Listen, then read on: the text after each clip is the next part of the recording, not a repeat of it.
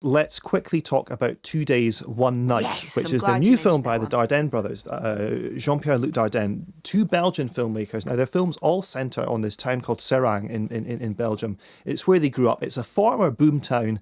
It was big in the steel industry and it's big in the coal industry, and it's since fallen into disrepair. Now, a lot of the films are reflections on how people survive in this environment. The Kid with a Bike was their last film. The Child as well won a Palme d'Or. The Sun, Rosetta won another Palme d'Or. They're incredibly celebrated filmmakers on the art house circuit. This is the first time they've worked with someone I think you would describe as a major Hollywood star, and that star is Marion Cotillard.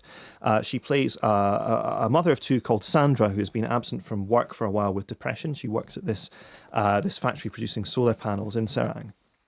And the film begins with a phone call from a colleague, a friend at work, who says, basically, the boss has put it to us that we don't have enough money in the business anymore. We need to get more competitive with people, with the factories in China that are also producing these products.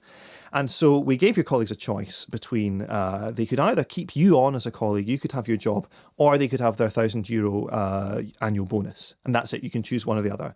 And with her out of the picture, they all chose the bonus. And so that's the way it worked out.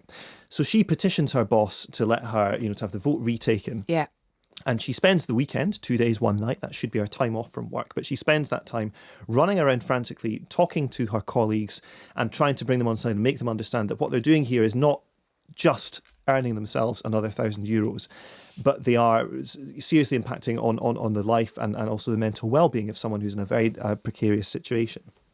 The drama is, by necessity, very repetitive. She has to go up to each of these people and put her case. And where the Dardenne brothers find the interest in this film, and I should say, it's as gripping as any thriller, really, to see her kind of rocketing between these people, wrestling with her depression as well. Every single person responds differently. The one thing they all have in common is they want to know how everyone else is voting. So there's this idea that nobody wants to set a foot out of line with the crowd. And then as she persuades more people, it becomes then easier for her to persuade others.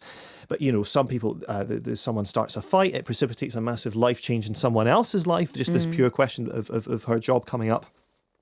And it's really fascinating in the way that they find these really gripping little moments of human drama around the city. I should also say Marion Cotillard, someone we're used to playing big melodramatic roles, whether that's La Vie en Rose, which of course she became famous for in this country for, or something like Inception. She plays these kind of big, sad-eyed, not over the top. I think she's a tremendously subtle and gives these very complex performances, but she performs big normally. Yeah. And in this situation, to match the Dardennes aesthetic, she has to bring it lower. It doesn't feel like she's bringing it lower. Her depiction of depression is totally wincingly accurate. It's not a big give me awards performance. It's just accurate. Just and it's really totally believable. plausible. Yeah. Absolutely. She's one of those you can't take, nothing really happens, not much happens in this story. Like you say, she's kind of the potential of losing her job. She's got to go around these people and in this amount of time, that's it.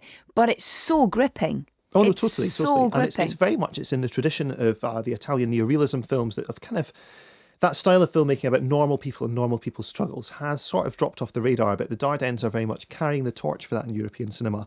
This, to me, feels a lot like a film by a director called Vittorio De Sica, a film called Umberto D, which is about this old guy in the aftermath of the Second World War trying to find gainful employment in Italy. And it's this idea that employment and doing something worthwhile it can ennoble you, and it can give your life purpose, even in a way that family can't, and even in a way that children can't. It gives you something to live for in a way that those things don't. And that theme is dealt with incredible complexity and incredible sympathy and humanity in this movie. I would certainly, if you've never tried a Dardenne brothers film before, absolutely go out and give this a go. I believe it's being released on video on demand as well as in cinemas. Right. So if you're slightly uncertain about it, you can also see it at home. It's honest and it's believable, and it's she, as you say. I'm so excited for the prospect of seeing her as Lady Macbeth as well in Macbeth with Michael Fassbender. That is a film I'm very excited about.